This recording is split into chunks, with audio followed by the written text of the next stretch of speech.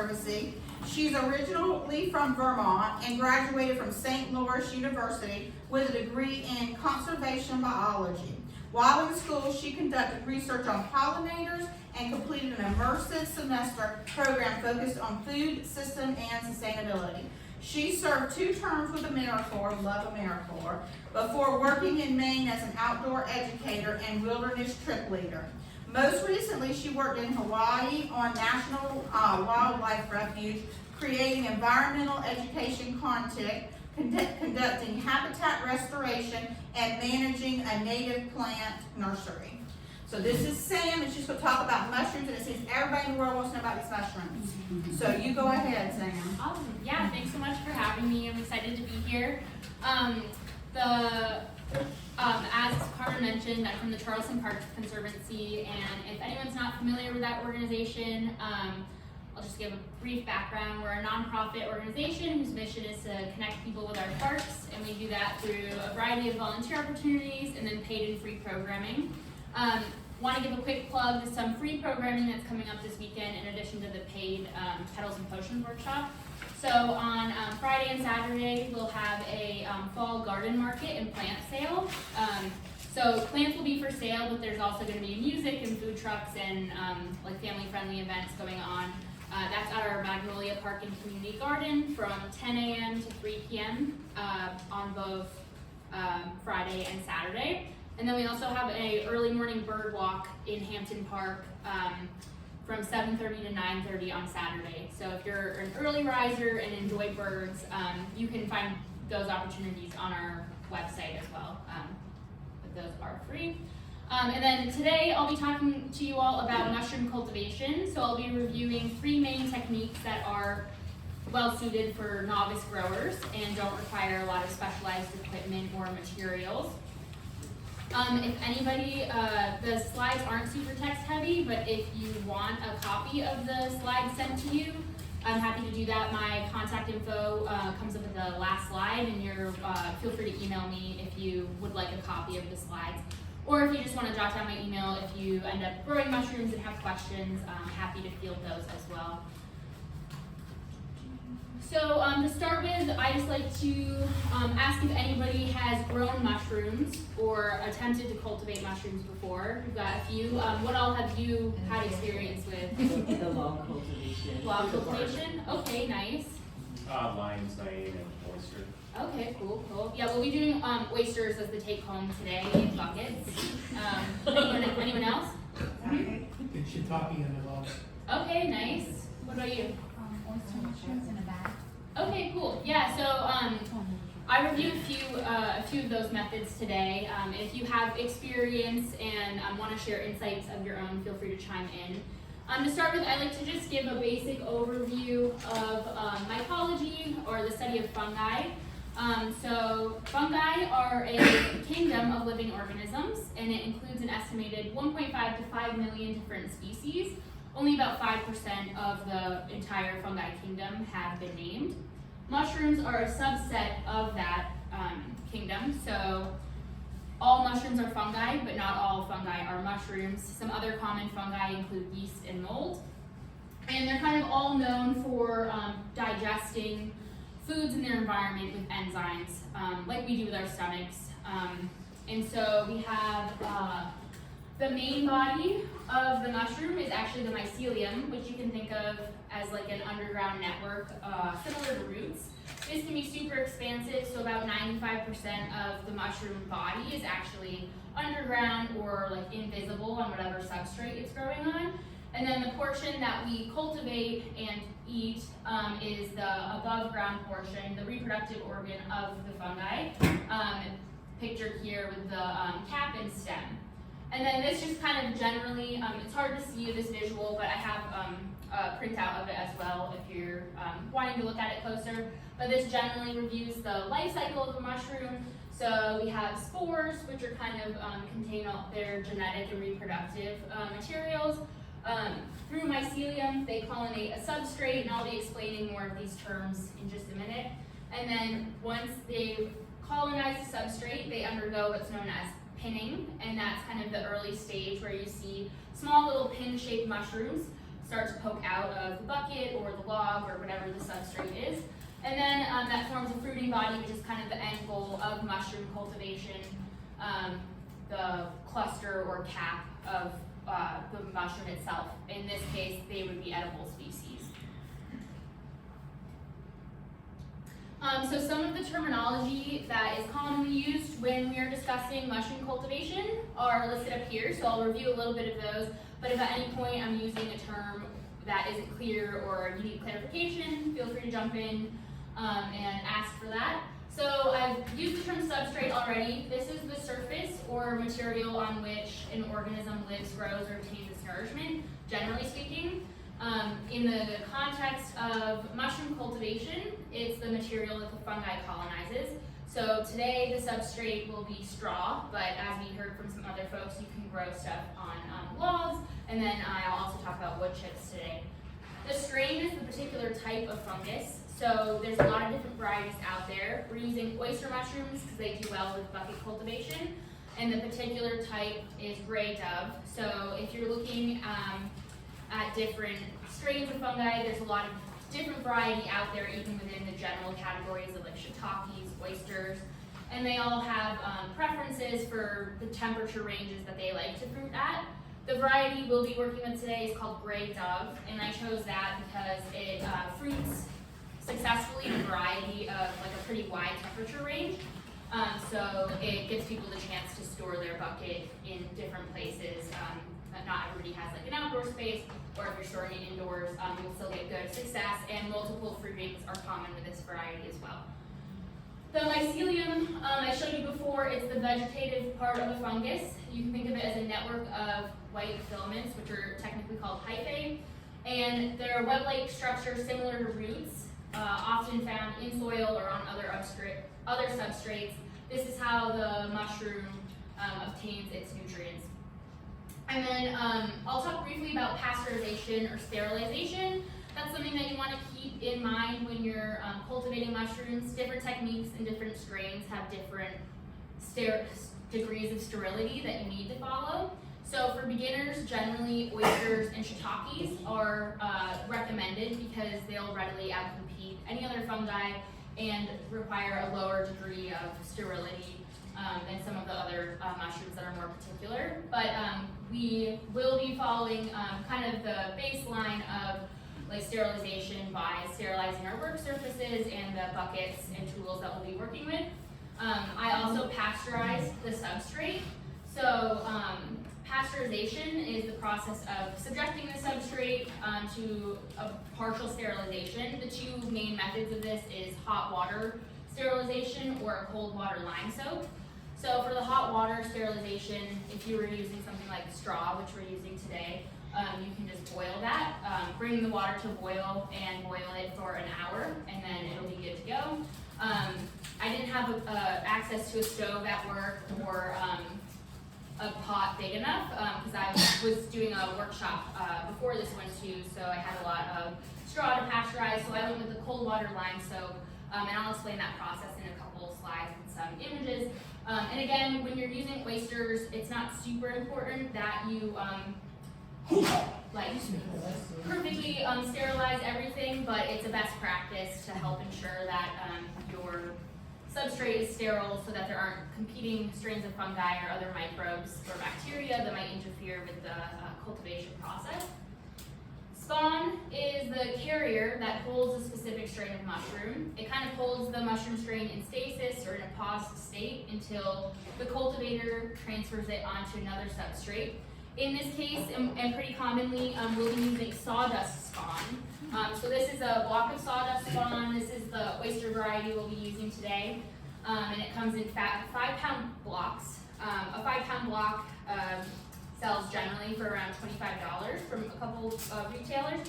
And if you're leave this workshop and are looking to get into it, there's a take-home sheet with kind of care instructions for your bucket, but it also includes 2 of the providers that you can get this from.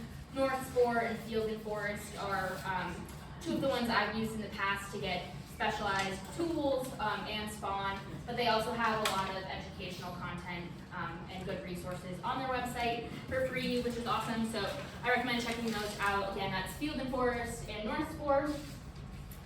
And then the spawn run is the phase during which the mycelium from the inoculated spawn starts to colonize the new substrate. So you'll see the different methods and different mushrooms have different spawn run lengths. So something like logs on a standard size mushroom log takes 12 to 18 months to colonize and start fruiting, whereas the buckets take 2 to 3 weeks and they're colonizing straw. So it kind of runs the gamut between 2 weeks to 18 months for most types of cultivation. And then fruiting is the emergence of the stem or cap from the mushroom. It's often triggered by environmental conditions. So even for non-cultivated species, you'll often see mushrooms flush out after rain or when there's a dip in temperature. And for the mushrooms that you're cultivating, whether it's in buckets or logs, this often holds true too. We have a couple log stacks at one of our community gardens at the Conservancy, and when it started finally cooling off, it's a cooler strain, so it started fruiting when it got within that temperature range.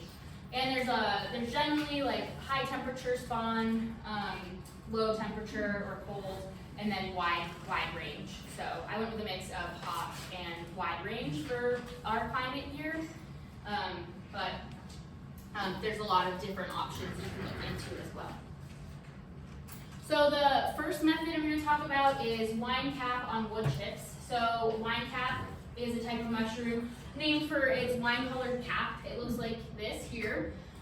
The strain that is used in this practice is King Stropharia, commonly called the wine cap.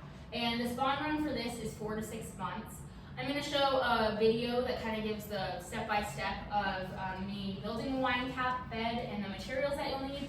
I'm not sure how good the audio quality is, so if need be, I'll just mute this and kind of verbally narrate what's going on in here. Hi, I'm Sam. Can anybody hear that, or should I just? We can hear it a little bit. Wait, is that the volume right there? Because it looks like it can go up some more. It looks like it can go up some more. Oh, this maybe. Oh no. I don't know. Never mind. I think that's maxed. Alright. But basically, Yeah. I might just mute it and talk over it while it's going. Or could you hear it? Okay. Let's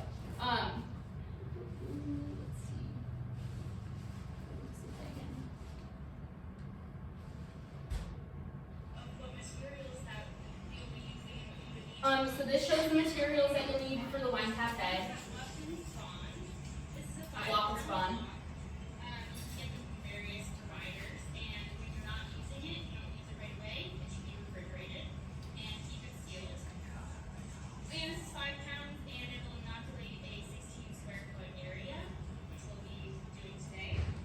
Just to recap that, if people couldn't hear, a 5-pound block will inoculate a 16 square foot or like 4x4 bed of wood chips.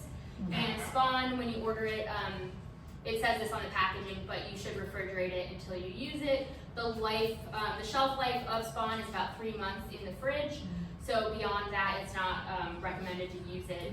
So you should order it when you're planning on using it, and then you can store it for up to 3 months in the refrigerator. And prior to inoculation, whatever method it is, you'll pull it out of the fridge like 24 to 48 hours in advance so that it's at room temperature. You also need around 2 to 5 buckets worth of hard wood chips. It's important that these aren't conifer wood chips because the mushroom spawn will not grow on pine or conifer species. So for the wood chips themselves, you'll want about 2 to 5 buckets worth, or I think I have about like 6 of the 2 cubic feet bags. You just want to make sure you're using hardwood wood chips and not pine species. Certain pine species like cedar have really strong antifungal properties, so fungi won't colonize wood chips or logs from pine varieties. So we get wood chips delivered at the garden just from like Chip Drop or local tree work companies, and they're mostly hardwoods. That's what you could use as well as a free source of wood chips, or you can just buy hardwood wood chips from like any Home Depot or Lowe's. So 2 to 5 gallon buckets. I want about 6 cubic feet to put down in this space today. You also want about 1 bucket of shredded cardboard and 1 bucket of compost for soil, as well as rakes and shovels to clear the space. First step is to clear the ground down to the bare soil. Then you're going to put down the soil and compost, a layer of cardboard, break up the mushroom spawn and sprinkle it throughout the bed. Add about 2 to 4 inches of hardwood wood chips. Spread those out as needed, and then thoroughly water everything in. So a few notes on this process. We used hardwood wood chips for a perennial crop that we can expect to last about 3 seasons. You can also use straw as a substrate for an annual harvest that typically won't last more than 1 season. And the inoculation of the wine cap can occur as early as April or as late as September, with spring being the preferred time for inoculating the bed, as this will often result in fruiting in the same season. And in terms of follow-up care, you can expect fruiting within 4 to 6 months, often after heavy rainfall or a drop in the temperature. And in the meantime, keep the bed moist, water them as you would plants or garden beds, with about 1 inch of rain of water being the ideal amount of moisture for the wine caps. And placing your bed and creating your bed in the shade is a huge help in preventing the bed from drying out as well. So if people couldn't hear that, the main takeaways from this is to build your bed in a shaded area. This space actually wasn't as deep shade as I thought, so I didn't get great production, but deep shade is ideal. And then this goes for logs as well. You just want to make sure your bed isn't drying out. Here in the low country, our climate is really humid, so it tends not to be as much of an issue, but I'll hose down the beds or the logs on a weekly basis if it hasn't rained, just to make sure they're staying nice and moist. And if you couldn't hear as well, you can inoculate this type of mushroom on straw for an annual yield, or wood chips, which will yield for a few seasons if conditions are right. Can you just keep adding wood chips to? You can, yeah, and it's kind of built like a lasagna, so you can Sure. just keep layering more. Eventually, you would want to refresh it with some more spawn, but you can just. How often?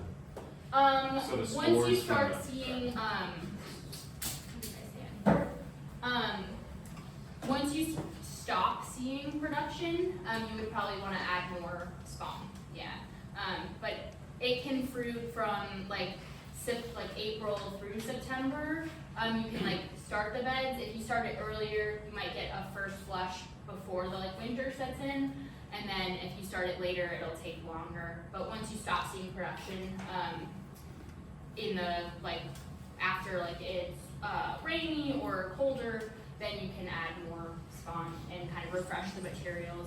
And one of the nice things about mushroom cultivation is that it uses a lot of recycled or found materials, so it can be pretty low cost.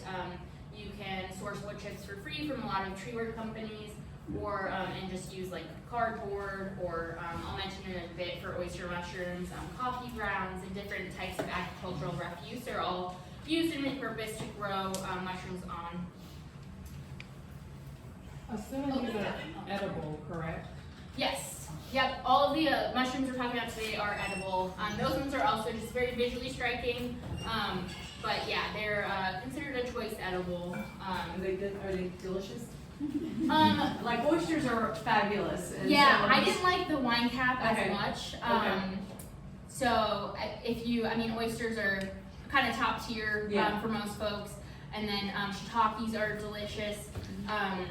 And then the wine cap I wasn't as familiar with. I like the process in the ground like that, though. Yeah. Are there other varieties you can do?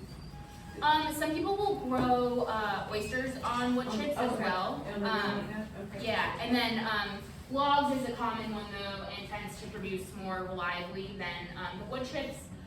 So we talked about the wine cap, wood chip bed as one method. Second method for at-home cultivation is log inoculation. So for this, you'll want to use hardwood logs. Again, there's a lot of resources online, so certain mushroom varieties prefer certain types of logs, but generally speaking, for oysters and shiitakes, which again are recommended for beginners, oak is a a decent variety, and we have a ton of oak logs in this area. So that's what I primarily inoculated various strains of oysters and shiitakes on. It does take longer, so the spawn run is 12 to 18 months. So it takes that full length of time for the mycelium to completely colonize the substrate, and only after it's been totally colonized or myceliated, it will start fruiting when the environmental conditions are correct for the given strain. If anybody is not familiar with the Mulberry Park and Food Forest, it's one of the Conservancy's newest parks. It's off of the Waku end of the bikeway in West Ashley, and we included 96 mushroom logs with 2 different strains of oysters and 2 different strains of shiitakes. And again, those were inoculated in April, so it'll be a bit before they start producing, but it's a public access food forest, so anyone's welcome to go harvest the mushrooms and the other edible species that are there once they start fruiting. And there'll also be some informative signs going up too that talks a little bit more about mushroom cultivation. So feel free to check that out if you want to see like real life logs. I mean, they're just sitting there right now, but once they start fruiting, it'll be exciting. And so the strains of mushrooms that tend to like to grow on logs include oysters, shiitakes, reishi, chestnut, lion's mane, and maitake, among others. We primarily used oak logs because there was an abundance of those, but we also inoculated some on poplar, sweet gum, and maple. And so you'll just want to research based on what logs you're finding. Something to note is that the logs need to be harvested from live, healthy trees. So you don't want to just find like downed wood in the forest and inoculate that.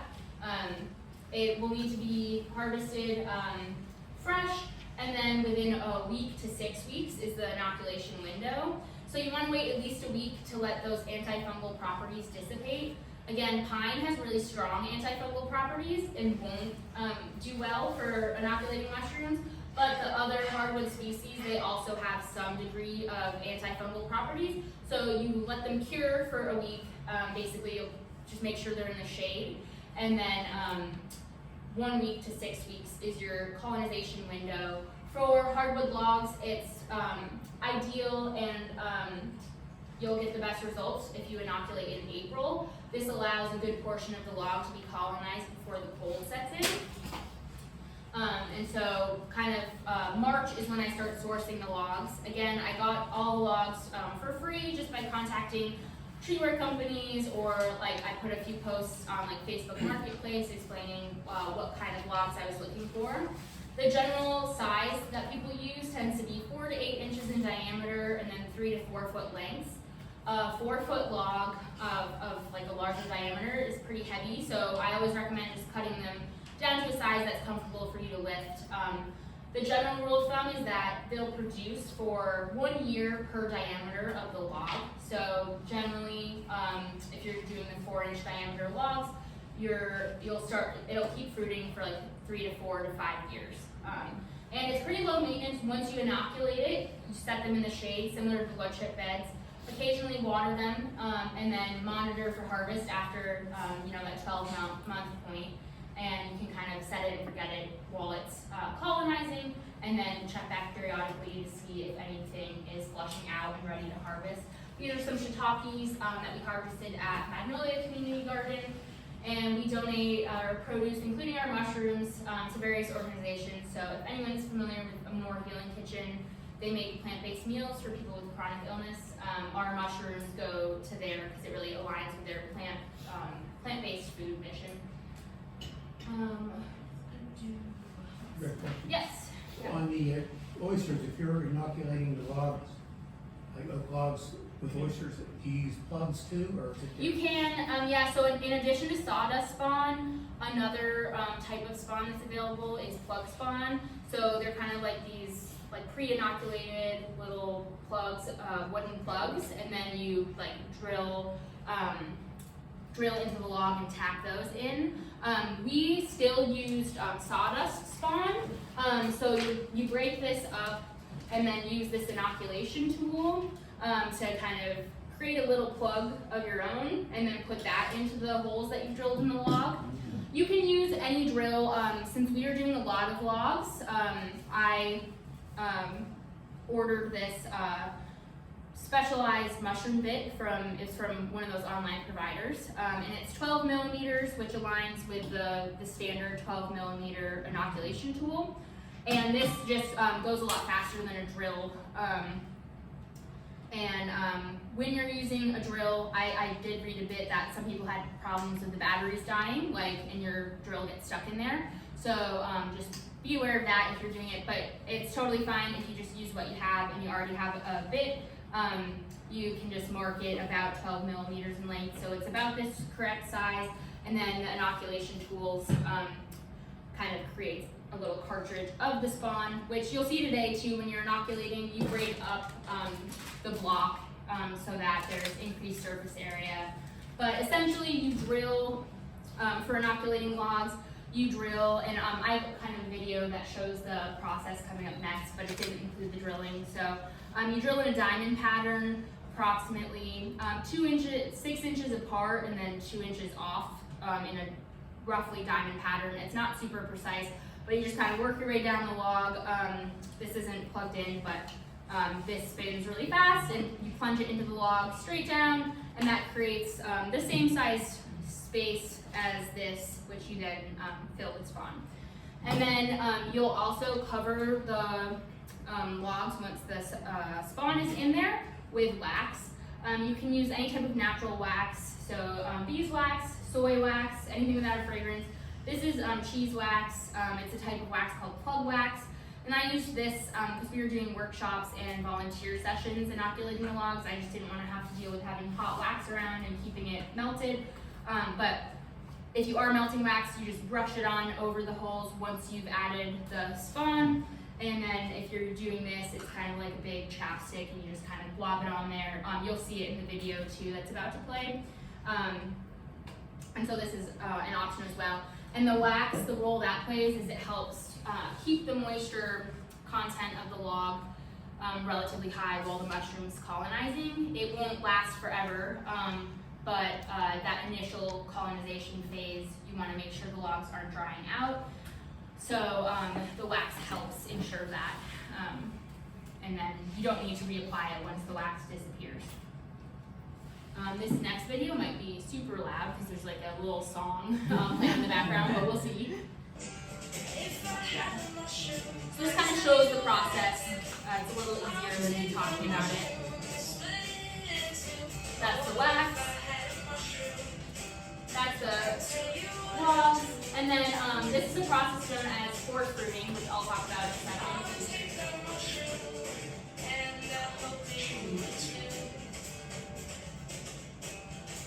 That's the pinning, and then they became larger caps. We harvested, and then we donated them to a marginal kitchen, turned them into a delicious meal.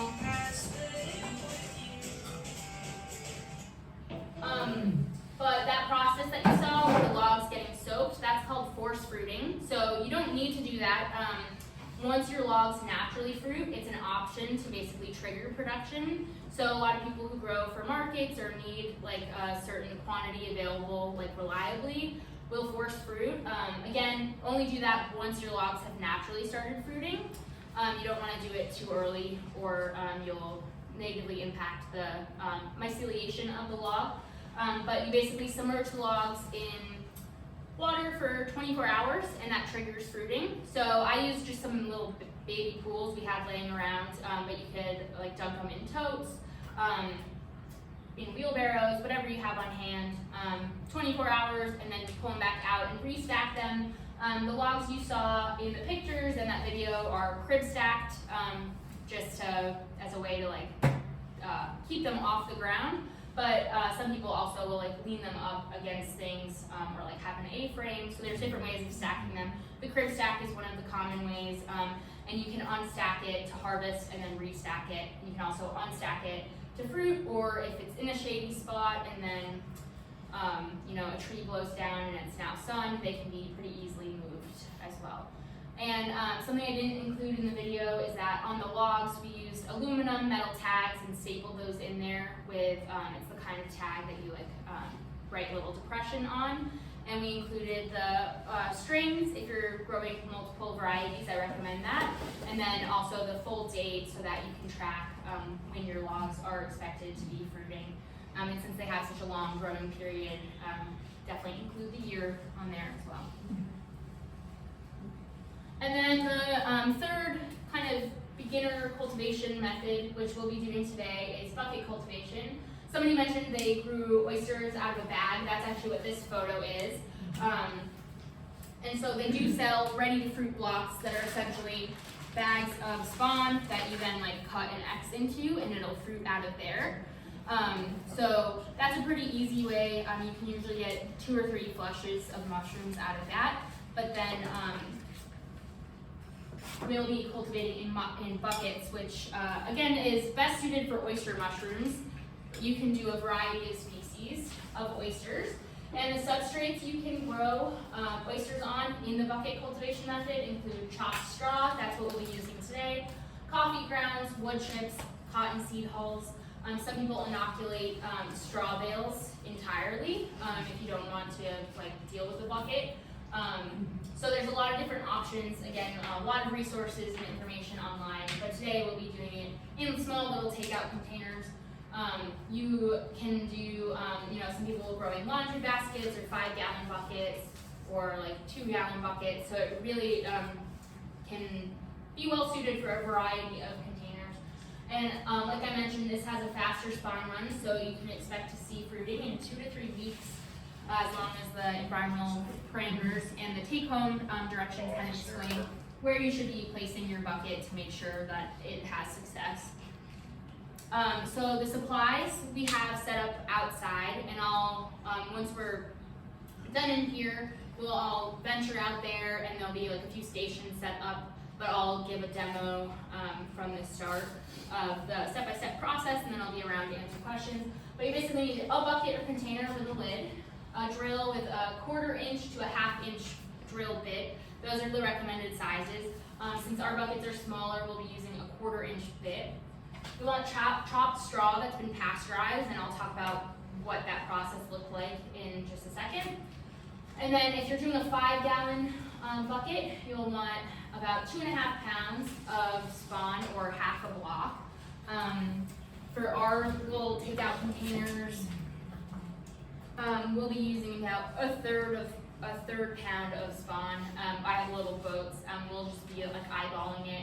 It's a small container, so there'll be plenty of spawn that we can add to that, but you don't need a ton. And then we'll also be using paper towels and tape.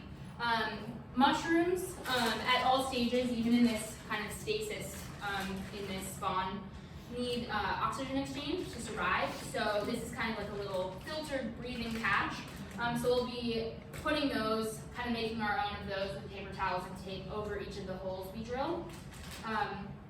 The buckets do have holes drilled into the bottom.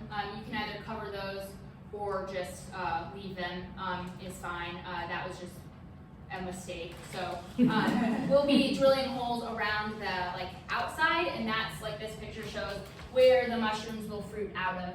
So again, our buckets aren't huge, so you don't need to put a ton of holes in there. Generally 6 to 12 holes is plenty. Again, you'll just kind of work your way around in a diamond pattern.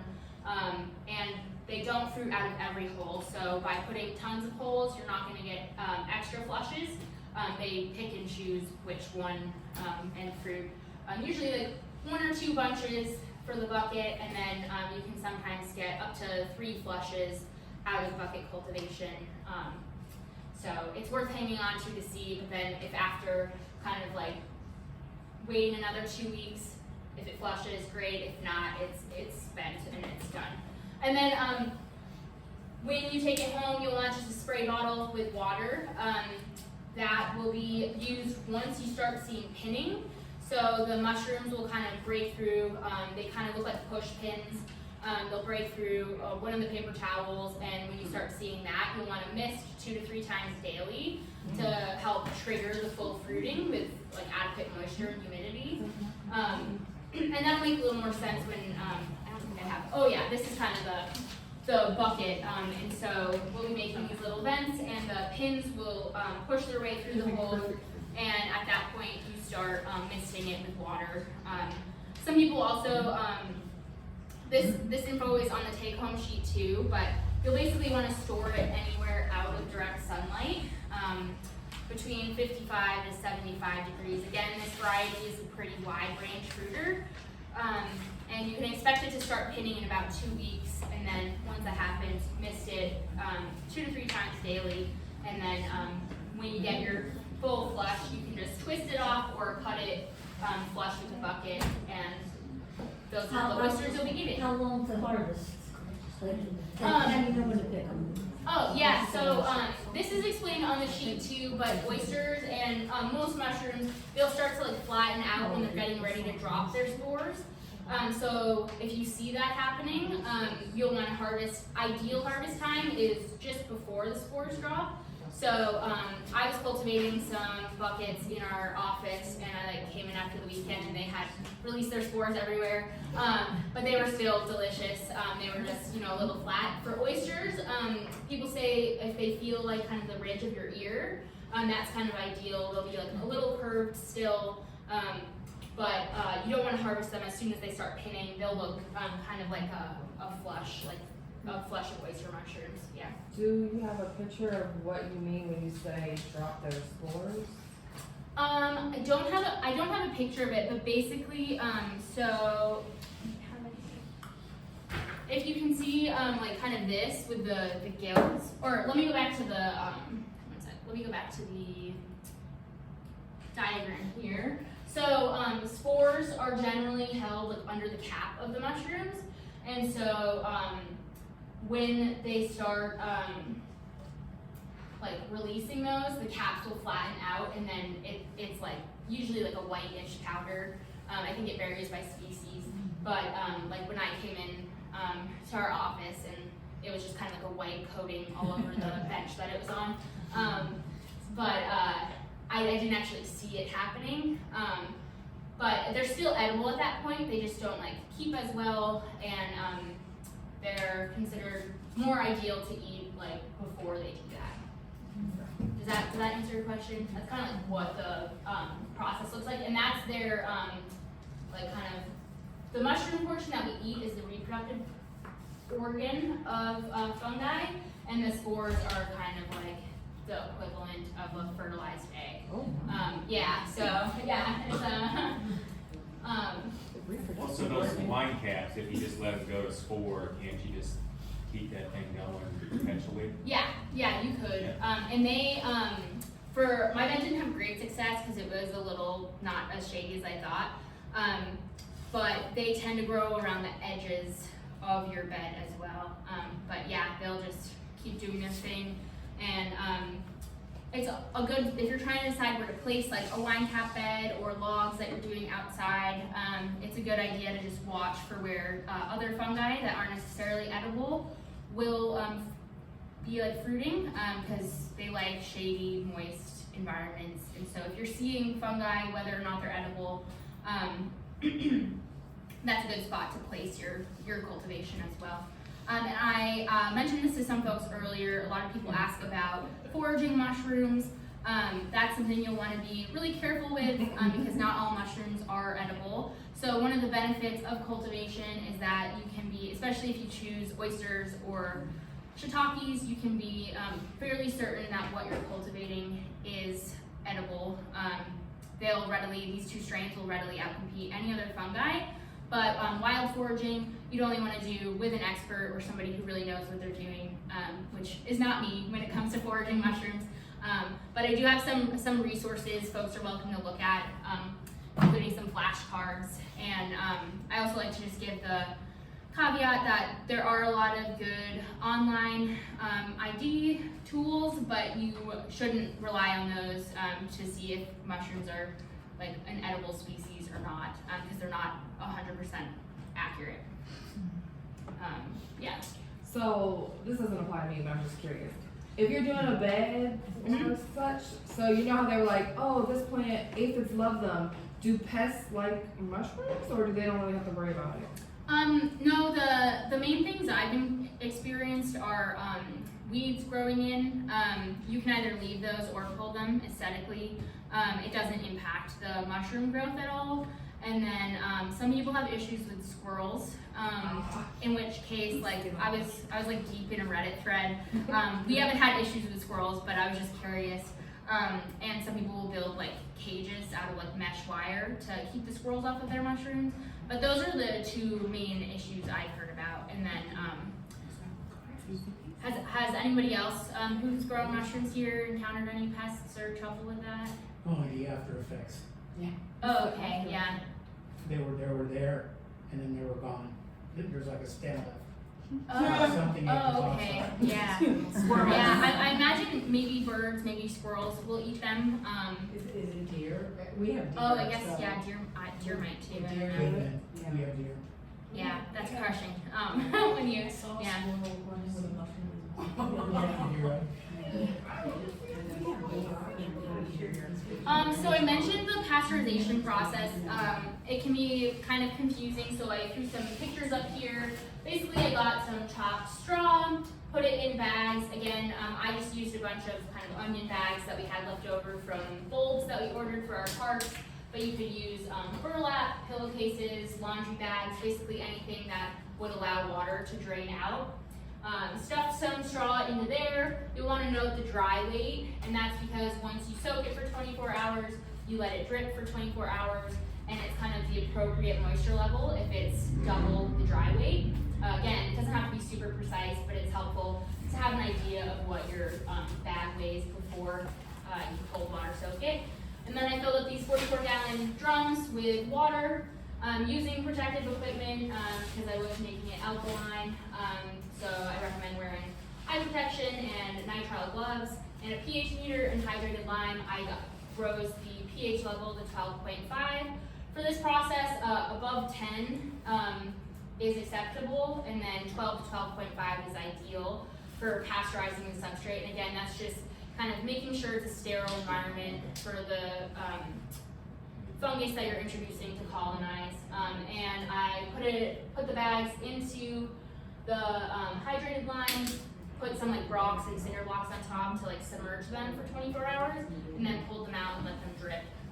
So it does require a little bit of advanced prep. You can soak them for as little as 12 hours, let them drip dry for as little as 12 hours. But I was doing this like during my work day, so I just let it go the full 24 hours. So it takes about 48 hours of prep. But again, I mentioned for a smaller scale or just like at home, or if you have a huge pot to do it in, you can sterilize with a hot water bath as well. And then this is kind of a step-by-step of the process we'll be doing today. I'll have these at the stations as well, but I'll go out there and explain the steps while you can see all the materials and everything. It'll be easier to follow along. And then if anybody wanted the slides or just wants my contact info, feel free to take a photo or jot this down. And then we'll be heading out to